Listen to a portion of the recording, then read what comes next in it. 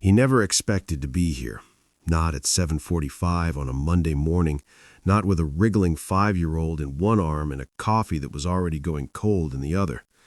The parking lot was a sea of gray, the kind of place where dreams went to nap, and the only thing that made it bearable was the tiny hand gripping his thumb. "Daddy, are you nervous?" Emma asked, her voice muffled by the oversized backpack she wore like armor. He smiled, trying to hide the truth. "Not at all, kiddo. We've got this." But inside, his stomach was a knot of nerves and hope and the kind of fear that only comes from starting over. 3 months ago, he'd been a different man. Married, employed, certain of his place in the world. Now, he was a single dad with a resume that felt like a relic and a daughter who looked at him like he could fix anything. He wanted to believe her. He wanted to believe that showing up was enough, that if he just kept moving forward, something good would happen.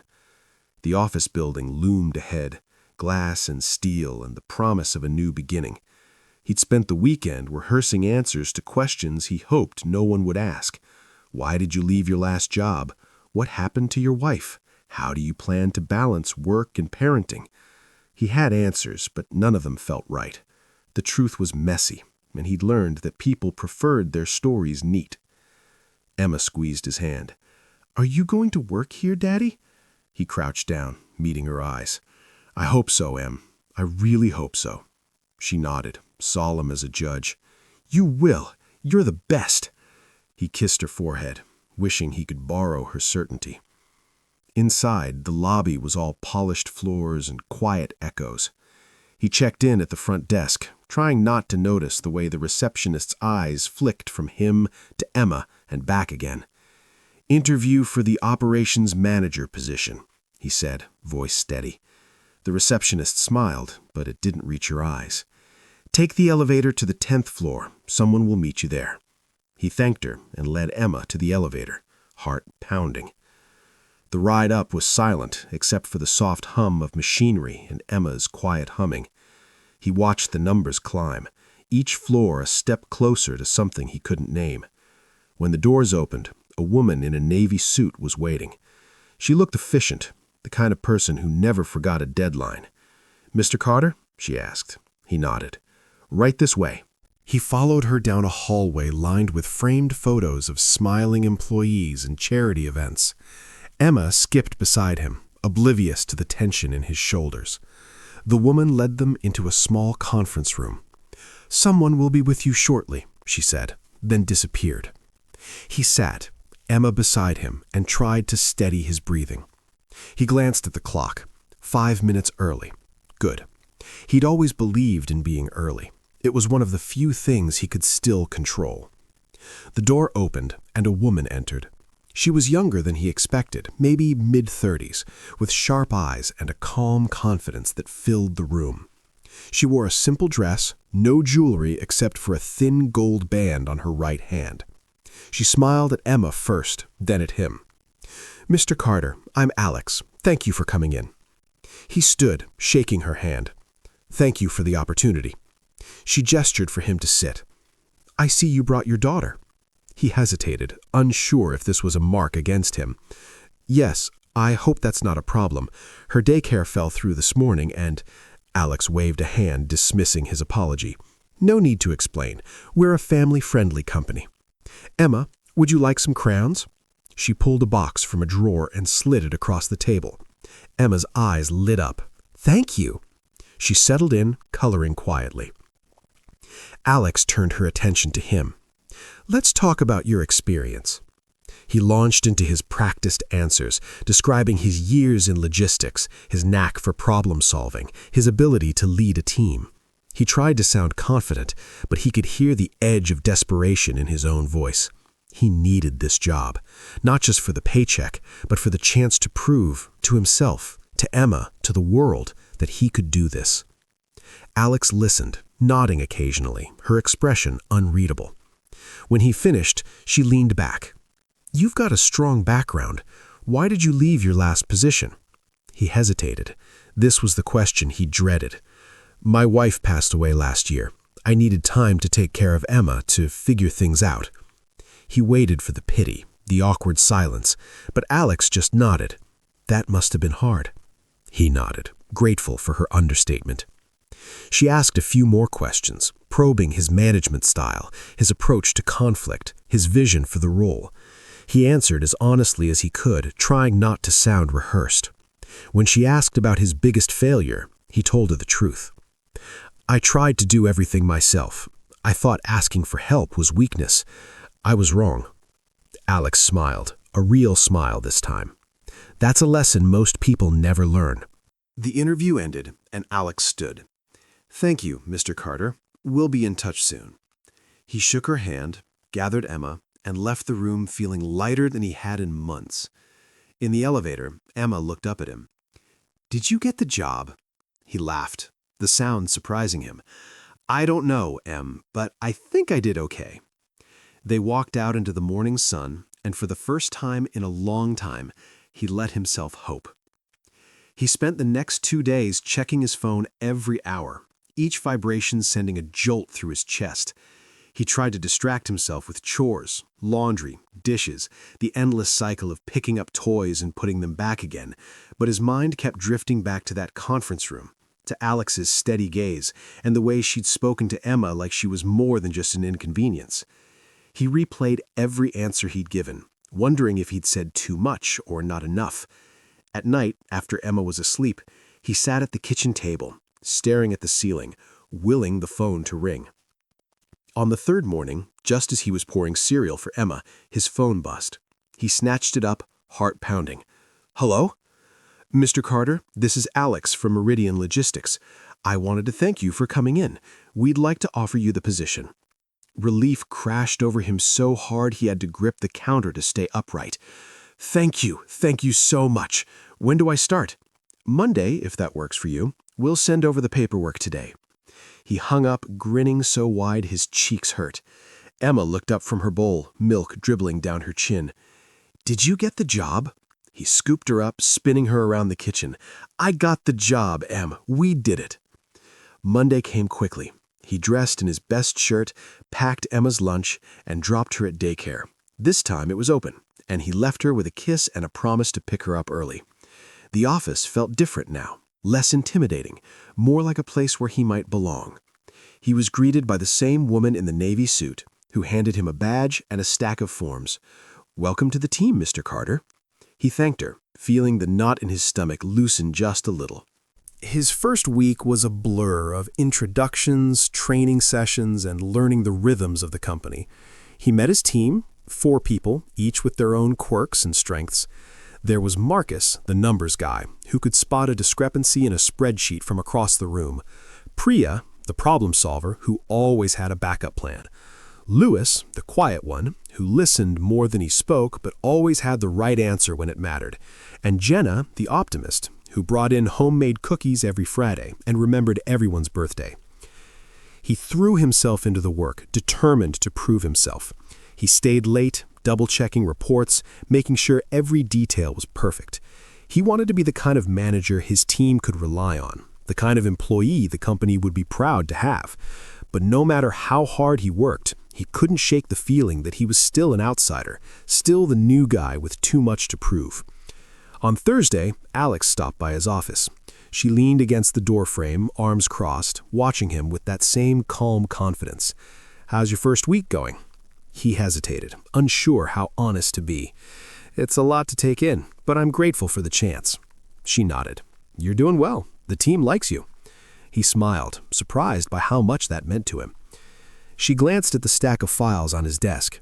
You don't have to do it all at once, you know. It's okay to ask for help. He looked down, embarrassed. Old habits die hard. Alex smiled, a knowing look in her eyes. I get it, but you're not alone here. That afternoon, he stayed late again, determined to finish a report that was giving him trouble. The office was quiet, most people already gone for the day. He was so focused on his screen that he didn't notice Alex standing in the doorway until she cleared her throat. You planning to sleep here? He laughed, rubbing his eyes. Feels like it. I just want to get this right. She walked over, glancing at the spreadsheet. You're overthinking it. Sometimes the simplest solution is the best one. She pointed out a formula he'd missed, and suddenly the numbers made sense. He looked at her, grateful. "Thank you." She shrugged. "That's what I'm here for." As they walked out together, she asked about Emma. He told her about the daycare scramble, about bedtime stories and pancake breakfasts, about the way Emma always seemed to know when he needed a hug. Alex listened, really listened, and for the first time, he felt like maybe he wasn't just an employee. Maybe he was part of something bigger. The next morning, he found a note on his desk. "You're doing great. Don't forget to breathe. Alex." He smiled, tucking it into his wallet. It was a small thing, but it meant everything.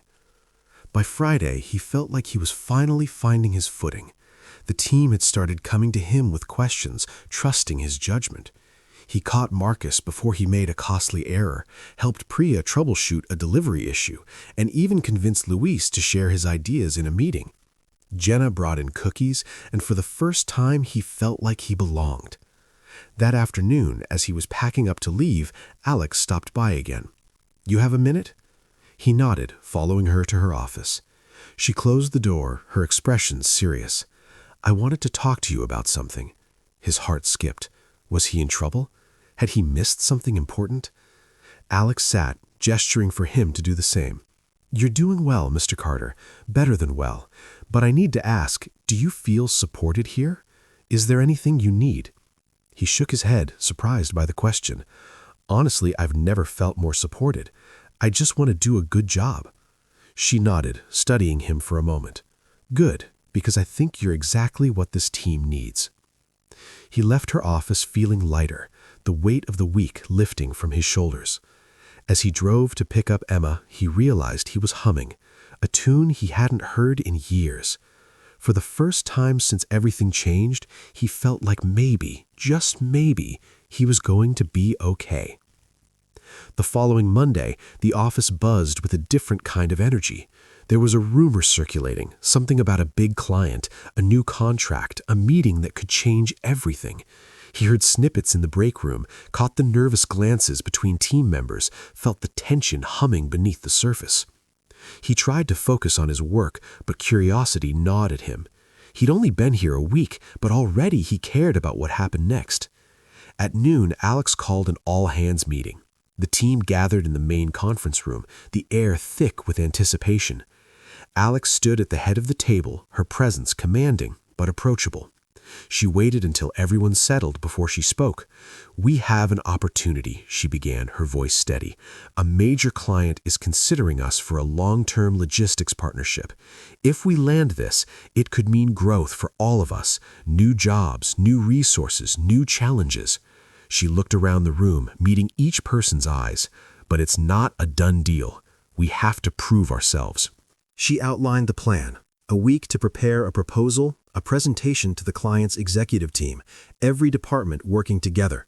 He felt a surge of excitement and anxiety. This was his chance to show what he could do, to contribute to something bigger than himself. After the meeting, he found Alex in her office, reviewing documents.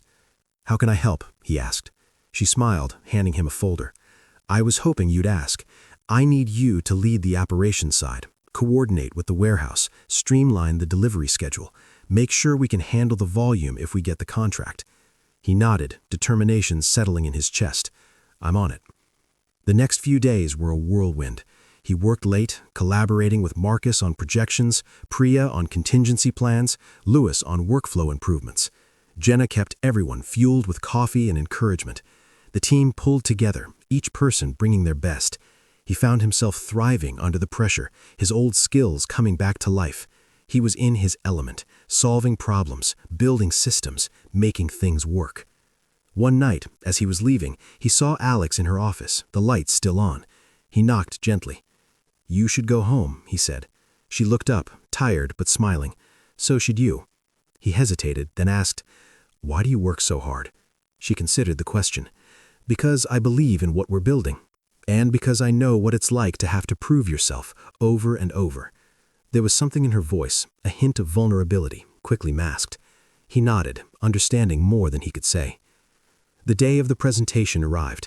The conference room was transformed, charts on the walls, samples on the table, every detail polished. The client's team arrived, all sharp suits and skeptical eyes. Alex led the meeting, her confidence unwavering.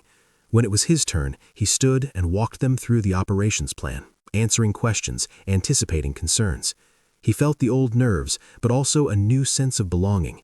He wasn't just representing himself, he was representing his team. The client's lead executive, a stern woman with a reputation for being impossible to impress, asked the toughest questions. He answered honestly, admitting where they still had work to do, outlining how they'd address challenges. When he finished, she nodded, a small smile breaking her stern expression. "Impressive," she said. Relief washed over him. After the meeting, the team gathered in the break room, waiting for news.